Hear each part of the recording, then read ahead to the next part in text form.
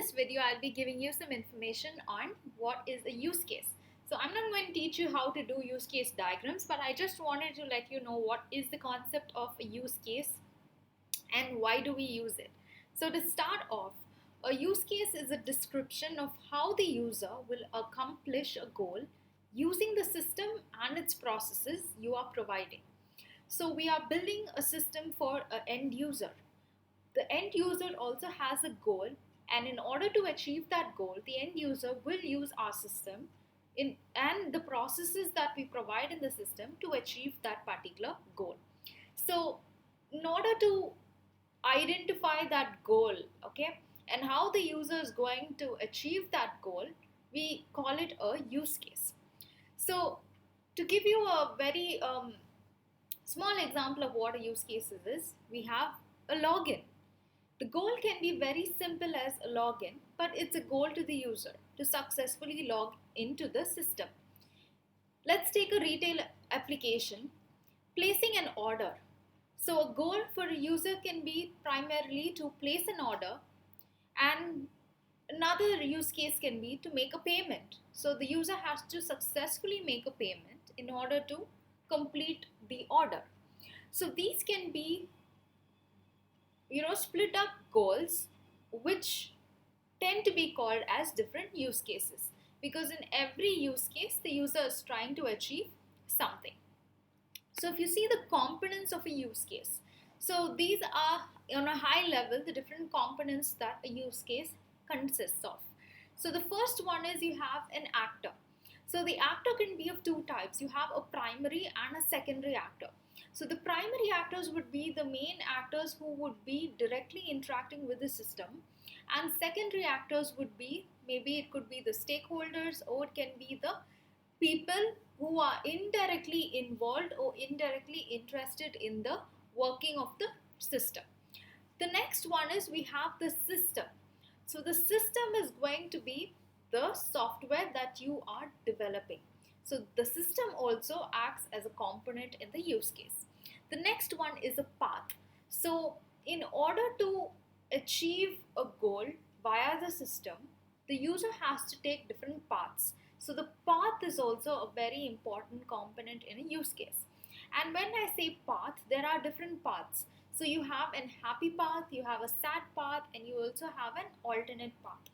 So by identifying what is a sad path, you would be able to come up with an alternate path. So the happy path is when the user is able to seamlessly, without any problem, directly achieve the goal. But if there are going to be any issues in that path, then it becomes a sad path where the user is not able to achieve that goal. And because of that sad path, in order to allow the user to overcome that sad path, you provide alternate paths or alternate solutions where the user would be able to achieve their goal. The next one is a trigger. So there can be triggers for a particular process or for a particular event or for something to occur. So triggers also exist in a use case.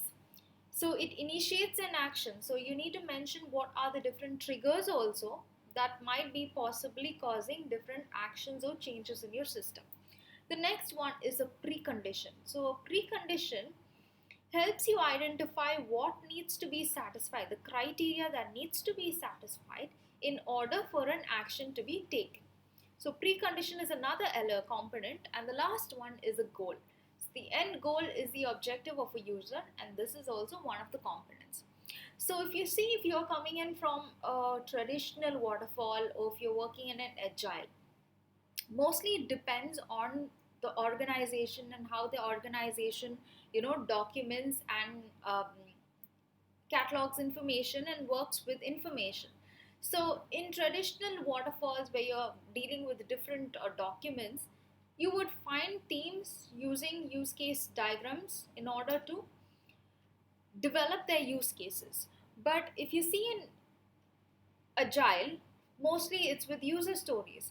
So how do I look at it is, when you create user stories, it's nothing but a description of a use case.